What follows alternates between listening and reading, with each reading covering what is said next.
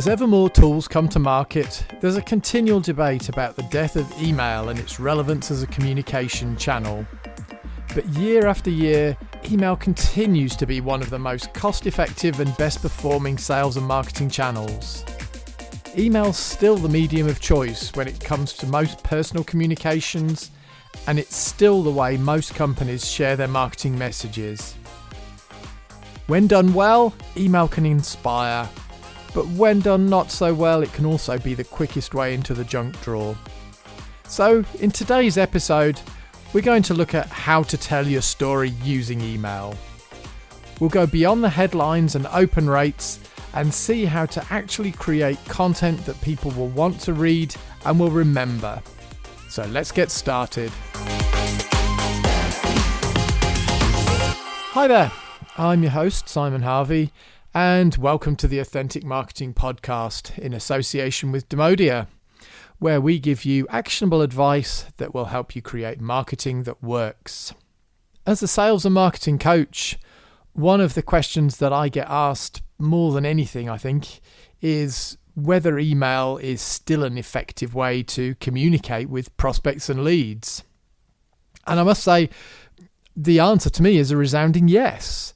There's other channels out there, I think, that may be more effective within certain niches. Things like WhatsApp, we're seeing quite a lot of rise. But, email's ubiquitous. Everybody has an email address. And I would say everybody checks that address probably at least once per day, if not multiple times per hour in the case of business addresses. The great thing about email, is it's the medium that you can use for marketing. But it's also the thing that everybody uses for personal messages. So today in our conversation with Daniel, what I wanted to do is spread our net a little wider than maybe we go sometimes and look not just at how to send memorable marketing messages or sales messages, but really how to inspire and convince people in everyday emails too. So let's jump over and say hi to Daniel.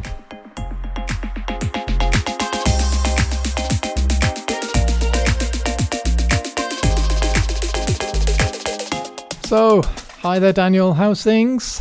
Hello, Simon. Things are going great. Thank you. Good. You've been up to much this week? Yeah, this week I had a lot to do, yes. There was the longer weekend. Oh, yeah. Yeah, so I went down to Lauterbrunnen and had a great time there. Very good. You still doing your base jumping, or? Yes, I'm still alive and still doing it. Well, that's good to hear. I always like that. It's good to have you back here each week. Yeah. Cool. So, we've been talking a bit about emails and continuing our sort of general series as to how do I explain myself, how do I explain what I do or how do I tell my story, but in the context of using email this week. Yeah. So, it's interesting. I mean, we talked in the past about websites. We talked a lot about social, and I think email is the next logical thing that a lot of people use, but a lot of people don't think about telling the story in there. They just think about sending one-off emails that just say, hey, can I help you with this? I'm in the area and I want to book a meeting. Can I arrange a meeting for my sales rep? Or, hey, I'm the local representative for name some big company. Can I book a meeting? Or, hey, do you need some leads? Can I book a meeting? It always seems to be that sort of thing.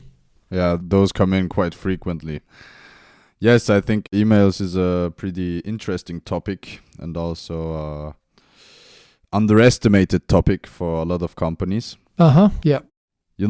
I think we could straight dive into the topic, Simon. What I wanted to know now from you is if it's better to use a series of emails to tell one bigger story. Okay. Or is it better to tell smaller individual stories in each single email? Okay, so you mean like using a nurture sequence when you're talking about a bigger story, or?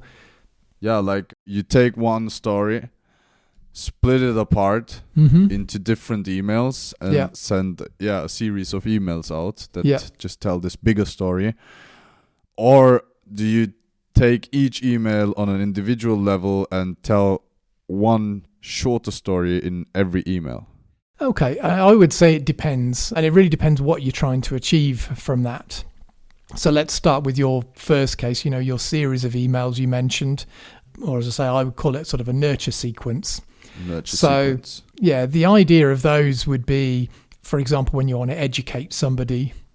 Yeah. So maybe you've just reached out to them, they've downloaded your asset or something from the website, or they've just visited your webinar and you want to educate them as to what you do more. In that case, what I would say is don't just send them one email, because they'll forget one email. What you want to do is send them 5 or 6 emails, and that is the perfect opportunity to really expand your story and tell it across each of those emails. So if you were to do that, what I would recommend is the first of your emails focus on who your customer is and something that they want and the problem, that very typical sort of thing. Then you can talk about how you solve that problem in your second email. And then where we move on slightly, you then get to the sort of the guide section in the brand script. But in here, you can actually talk about customers. You can tell about a customer story in there, or use some customer quotes in an email. And then carrying on through that, you could use things like sort of calling out problems. So if you know that these are some of the challenges that they have within the industry, you could say, this used to be the situation, this used to be the problem, but it's not anymore. So you could use that sort of approach to say, this is how we're going to solve your problem. You used to think that it was expensive to do this, but it's not with us. We can do it cheaper because. At the end of that sequence, then what I would recommend is you go back to your plan approach, and in your last email in that sequence, then you can say, I've told you all about the things that we can do. Let's connect and let's book a meeting. And here's, the process for doing that. Step number 1, book a meeting. Step 2, we'll get together and I'll give you an approach that will work, or I'll audit your website or whatever it is that you offer. And then step 3, talk about the transformation. You'll become a better organization. You'll find more customers. You'll be a happier individual, whatever it is that you offer as your transformation. All right, I get it. So you would definitely recommend to not just tell a whole story in one email, but split it into different various emails where you tell a bigger story. I would do for that sort of thing. Yeah, exactly. For those sort of nurture sequences where you're talking to somebody afterwards when they've interacted with you. Mm-hmm. The other thing that you can do, though, I think there is a case for where you would want to tell a story in an individual email. And that's probably... once you've gone through that sequence, and maybe you're introducing a new product, or you're introducing some new capabilities and you're trying to upsell somebody, so they already know the big picture of what you're offering in there, but you're trying to cross-sell them to something else or upsell them into something else. I think there is an opportunity to say, okay, well, you already know the problem that we help you solve, and here's a shortened version of that story, or a version of that story specifically for you as a particular type of audience that's slightly different from a normal one. So I think there are cases when you would want to use everything in a short email, but largely I would say, nurture is definitely a good way of telling the whole story, though. All right. Okay, so there are also some cases where you want to use the shorter version. Mm-hmm. That's good. That's interesting. And when you send out an email, the first thing that people can see is the subject line of an email, right? Yeah. Mm-hmm. Now, that has big importance because based on that, they will decide if they will open it or not. Sure, yeah. Mm-hmm. And now for the subject line itself, would you recommend want or a problem in the subject line? Yeah, that's a good question. And I think probably both of those, or either of those. We've talked lots before about the idea of the subject line is about grabbing their attention, the same as we talked about social, and the idea of the post is to stop them scrolling. So yeah, I would say probably the want or the problem could go into that subject line, whatever you feel it is that will particularly grab their attention. Or, again, if it's a series of emails, use both of them at different points, try them both out. Both in the same email, you mean? Not in the same email, I wouldn't. No, I would do them in separate emails. Certainly focus on one thing, focus on the thing that they want or the problem that you're solving. Okay. All right. And should every email that I send out start with a problem in the main content? Goes back to the previous comment, I think, in there. If you're talking about the problem in the subject and you're talking about the problem, then start with the problem. If you're using a sequence, for example, in there, then no, you don't need to call the problem out every single time. As long as your reader has some context already, they understand what the problem is because they received an email from you the day before, or they've already got some ideas. So I don't think you need to include the problem every time, no. But what I would recommend is that you basically use the different talking points from your brand script. Stay online, stay in track, basically. All right, yeah, that makes sense. And now if you send out a nurture sequence, how you call it, then it can be hard to stay consistent, right, over all of the emails that you send for one nurture sequence. So my question to you, how can I keep my story consistent over a series of emails like that? I would say it shouldn't be hard at all, really. Going back to the previous comment, you want to use that framework. Basically, you've created a story and your story consists of a set of key talking points. You've got the point about the problem, the thing that the customer wants in there, your solution, your authority inside that, and then, the transformation and the call to action. You've got a set of steps there, or a set of key talking points that are all very, very consistent and worked on together. So I would say if you're sending emails, use those talking points and stay around those. The time that you're going to get lost is when you suddenly get distracted and you suddenly see, oh yeah, we're launching a new product. Let's step away from these things that we've been talking about and go and talk about this new product, or something else completely unrelated is going on in the news and you jump off and you talk about something else that's going on in the news. I think as long as you're staying within the realms of your story framework, then you're going to be consistent. Okay.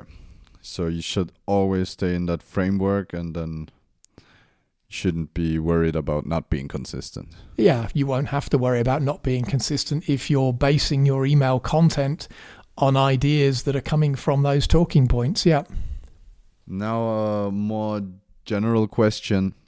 How do I want to present myself within an email? Should people see directly that this is a branded email from a company, or should I use more of a personal touch? I would say, to the first part of your question, how do you want to present yourself? You want to present yourself authentically.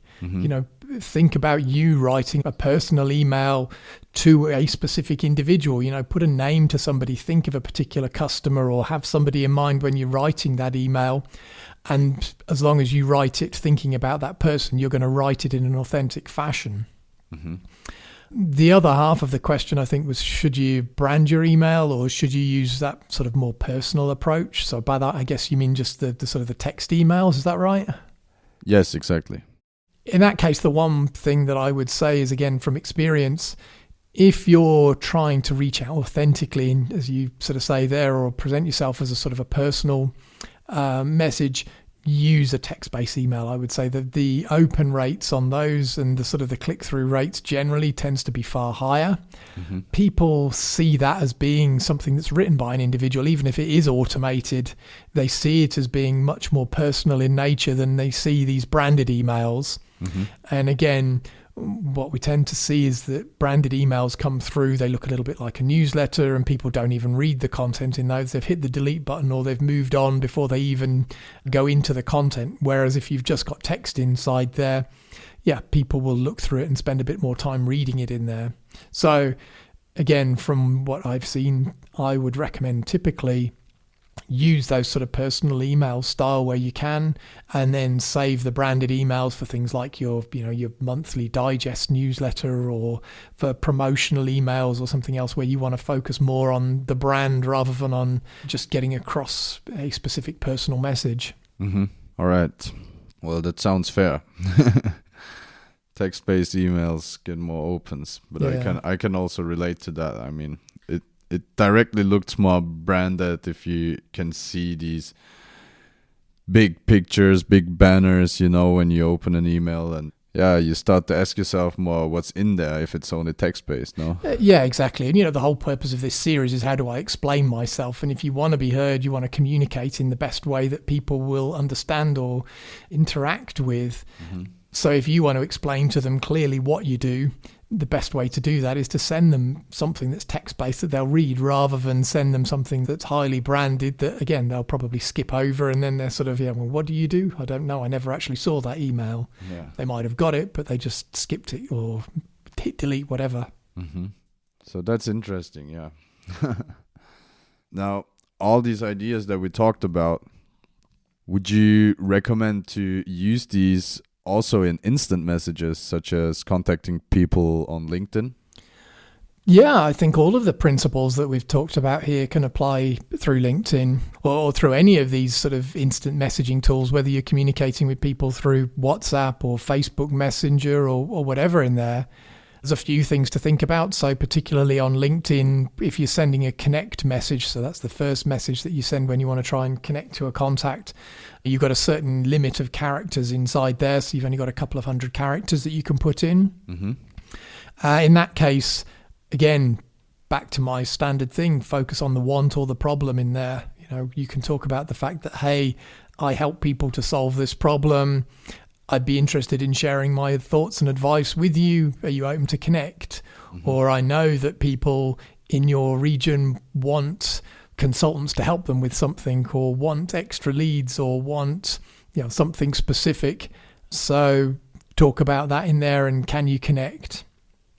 The thing that I would say or be very careful of, again, the one off-putting thing that I get as soon as people connect with me on LinkedIn, I love to actually get people connecting, love to share information with them. But the thing that annoys me most is when somebody sends me a good-looking sort of connect message, I connect with them, and then the first thing that they then do afterwards is say, hey, I'm a sales rep in your area. Can I book a meeting with you? That's the instant turn off, and that's the first thing that will get me to disconnect with them. Mm-hmm. Again, if you want to just carry on with the sequence, add value to them in the conversation. So going back to your nurture conversation earlier with the emails, you could use a similar approach with your personal messages in there and send them 2 or 3 LinkedIn messages that add value to them, mm-hmm. without necessarily going in on the hard sell and, hey, book a meeting with me straight away, because that's the thing that will put people off. You've got to think a little bit longer term sometimes with some of these platforms.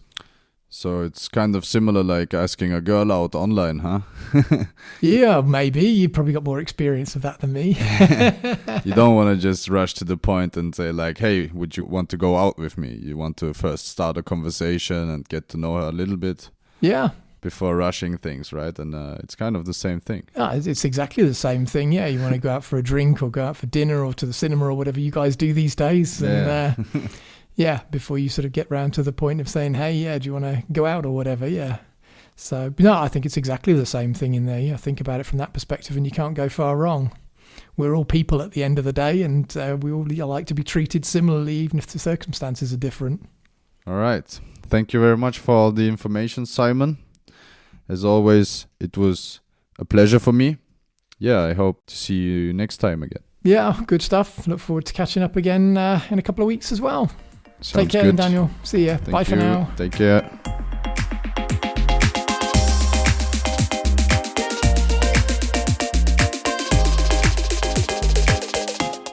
Thanks as always, Daniel. It's great to have you here.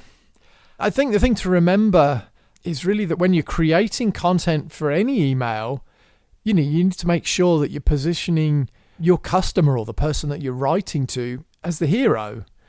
So often I see emails that start off talking about the service that somebody's going to deliver me, or how they're going to help me to do something, how many new leads they're going to generate me, or what a great website they're going to create for me. The thing is, if you start your email by talking about the services that you offer, or just telling them how you're going to improve their lives, what you're actually doing is you're positioning yourself as the hero. And that's when people tune out. You need to position yourself as the guide and your customer as the hero. So if you're struggling to connect with people through email and failing to get replies, why not join my Authentic Engagement coaching group? You can go to wantauthentic.com And there you'll find me and a group of other like-minded small business owners, all helping each other out and helping each other to inspire and grow our businesses. So it's time for you to do something now. In each episode, I give you an actionable step that you can take to improve your own sales and marketing. And today, what I want you to do is to take a look over the last few emails that you've sent. They can be to a prospect, to an existing customer, it doesn't really matter. They may be personal, one-to-one emails, or you might choose to take a look at some recent marketing emails that you sent. They could be quite inspiring. And what I want you to do is to just read them through and see whether you're telling a story. Are you talking about a problem that you know that your customer has? Are you doing that fateful thing as positioning yourself as the hero, or actually are you positioning yourself as the guide and not the hero? And then, do you have a clear plan? Do you give them a clear call to action and a clear next step to take? As always, you can reach out to me directly if you've got any questions, or you can join me in my coaching group, as I said earlier. I'd love to speak to you and get to know you a little bit better. So that's all for today's episode of the Authentic Marketing Podcast. Thanks for listening, and if this is your first time joining us, don't forget to bookmark the podcast. And if you found this episode helpful, the most valuable thing that you can do is to share it with someone else that you know who runs their own company. If you found something useful in here, then they will do too. As founders of small businesses and startups, we need to help each other. Thanks for listening. Take care, and I look forward to seeing you next time.